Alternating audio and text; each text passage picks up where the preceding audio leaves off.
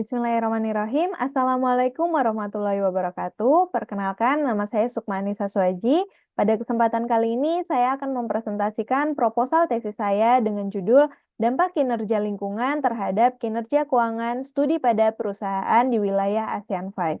Tesis ini dibimbing oleh Ibu Zuni Baroka, STM.Com, PhD, CA. Baik, langsung saja ke latar belakang dari penelitian ini.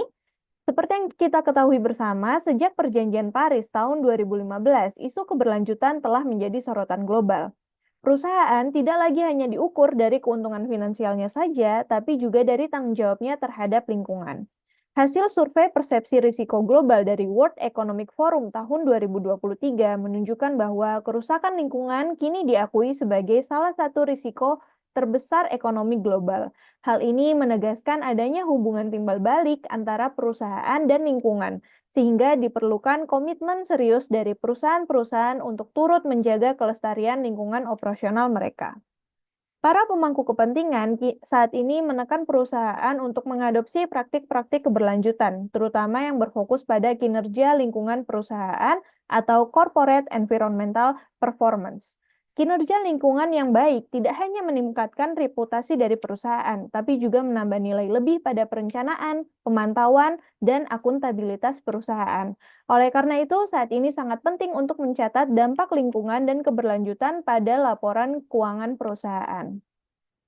Menanggapi hal ini, dunia akademik telah banyak memberikan kontribusi dengan mengeksplorasi bagaimana manfaat kinerja lingkungan yang baik terhadap kinerja keuangan perusahaan. Namun, simpulan yang dihasilkan dari literatur-literatur terdahulu masih jauh dari kata sepakat. Oleh karena itu, penelitian ini bertujuan untuk mengatasi ketidakkonsistenan temuan-temuan sebelumnya dengan menyoroti dua variabel penting yang disarankan oleh penelitian sebelumnya sebagai pemoderasi hubungan antara CEP dan CFP, yaitu tata kelola perusahaan dan budaya nasional perusahaan. Tata kelola perusahaan, khususnya peran dewan direksi, dipandang penting untuk memastikan strategi lingkungan berjalan efektif sesuai dengan tujuan pemangku kepentingan. Hal ini sejalan dengan teori ketergantungan sumber daya dan teori pemangku kepentingan. Faktor lain yang juga dipertimbangkan dalam penelitian ini adalah budaya nasional tempat perusahaan beroperasi, di mana budaya nasional dalam bisnis internasional itu bertindak sebagai faktor kontingensi yang sangat signifikan, mengingat meskipun perusahaan menggunakan sumber daya yang sama untuk kinerja lingkungan, hasilnya dapat bervariasi di setiap negara tergantung pada konteks budayanya. Berdasarkan teori kelembagaan, budaya nasional merupakan faktor kelembagaan yang terkait erat dengan kognisi. Budaya tempat perusahaan beroperasi telah terbukti mempengaruhi bagaimana perilakunya serta aktivitas dan rencana dari perusahaan tersebut. Sayangnya, penelitian-penelitian terdahulu sebagian besar dilakukan di negara-negara Amerika dan Eropa, sedangkan negara-negara ASEAN kurang mendapatkan perhatian. Hal ini menunjukkan adanya urgensi untuk mengetahui bagaimana mekanisme hubungan antara CEP dan CFP di ASEAN, mengingat saat ini ASEAN merupakan salah satu blok ekonomi global terpenting dengan pertumbuhan perekonomian mencapai 5,2%. Peningkatan perekonomian ini tentunya tidak terlepas dari adanya ancaman degradasi lingkungan yang meresahkan. Meskipun ASEAN secara resmi berkomitmen untuk mengutamakan keberlanjutan, penerapannya masih jauh dari optimal. Perusahaan-perusahaan yang beroperasi di kawasan ini cenderung enggan berinvestasi dalam keberlanjutan lingkungan karena tidak melihat dampak finansial yang signifikan dari praktik-praktik tersebut. Dalam penelitian ini, konteks negara-negara ASEAN sangat tepat untuk melihat bagaimana peran variabel moderasi tata kelola dan juga budaya nasional dalam hubungan CEP dan CFP. Karena meskipun negara-negara ini saling berdekatan secara geografis, terdapat perbedaan yang signifikan dalam sistem tata kelola dan skor dimensi budaya nasional dari masing-masing negara. Berdasarkan hal tersebut, maka pertanyaan penelitian yang diajukan dalam penelitian ini adalah sebagai berikut. Kemudian untuk motivasi dari penelitian ini sendiri adalah adanya kebutuhan mendesak untuk memahami apakah investasi dalam praktik lingkungan yang lebih baik dapat meningkatkan keuntungan finansial perusahaan di negara ASEAN 5. Urgensi penelitian ini semakin relevan mengingat minimnya bukti empiris yang meneliti efek moderasi dari tata kelola perusahaan dan budaya nasional terhadap hubungan CEP-CFP di ASEAN 5. Dengan demikian, temuan penelitian ini akan memberikan kontribusi yang sangat berharga terhadap literatur, praktisi, dan juga pembuat kebijakan. Baik, selanjutnya kita akan membahas tentang landasan teori. Untuk menjawab pertanyaan penelitian yang telah diajukan, saya menggunakan 3 teori utama. Pertama adalah stakeholder teori, di mana teori ini menjelaskan hubungan positif antara kinerja lingkungan dan kinerja keuangan perusahaan, serta mendukung peran moderasi dari dewan direksi. Yang kedua adalah Resource Dependence Theory atau RDT. Teori ini menjelaskan bagaimana dewan direksi dapat memperkuat hubungan positif antara CEP dan CFP. Dan yang ketiga adalah institusional teori, di mana budaya nasional adalah bagian penting dari institusi suatu negara dan dapat sangat mempengaruhi bagaimana perusahaan menanggapi isu-isu lingkungan. Teori ini menjelaskan bagaimana budaya nasional memoderasi hubungan antara CEP dan CFP. Selanjutnya adalah pengembangan hipotesis. Seperti yang telah kita ketahui, integrasi strategi lingkungan ke dalam strategi bisnis inti saat ini memungkinkan perusahaan untuk menciptakan keunggulan kompetitif bagi mereka.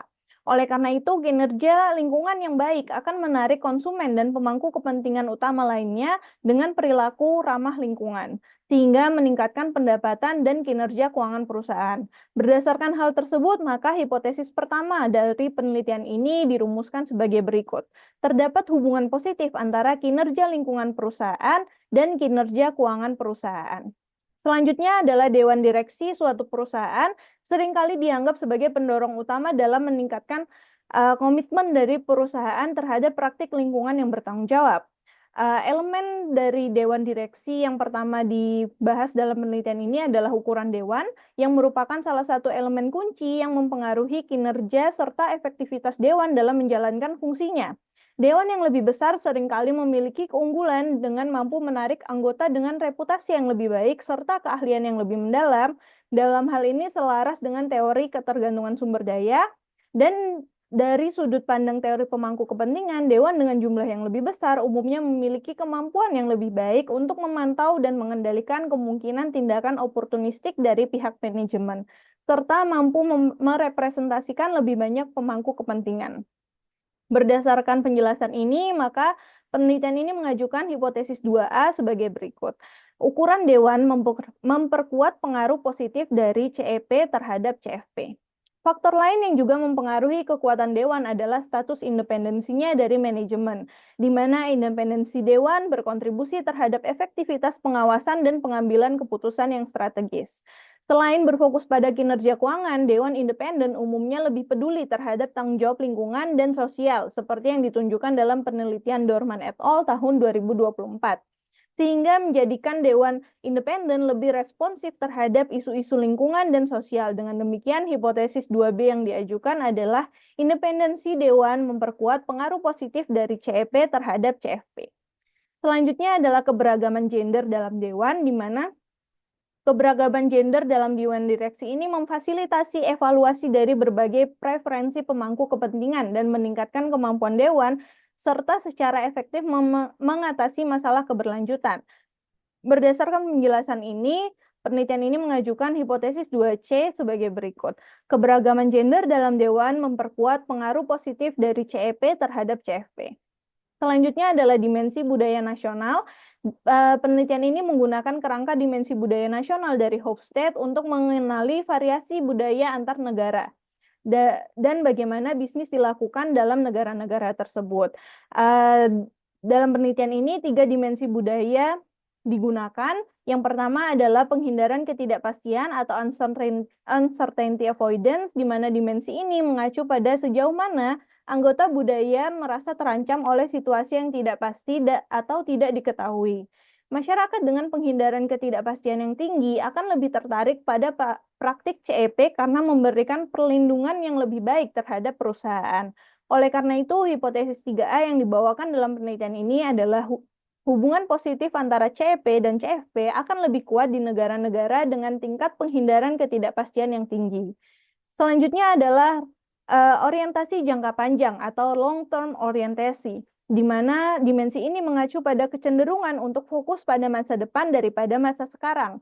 Oleh karena itu, dapat diasumsikan bahwa negara dengan orientasi jangka panjang mengakui peran penting dari praktik CEP, dalam mengamankan nilai masa depan dan mempertahankan kinerja keuangan perusahaan. Sehingga insentif untuk berbuat baik lebih kecil di negara-negara ini karena CEP tidak lagi menjadi sebuah keistimewaan.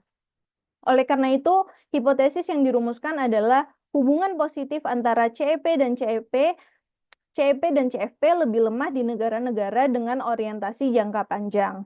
Selanjutnya adalah indulgensi, di mana indulgensi ini menggambarkan sejauh mana keinginan dan dorongan dikendalikan dan dapat ditahan.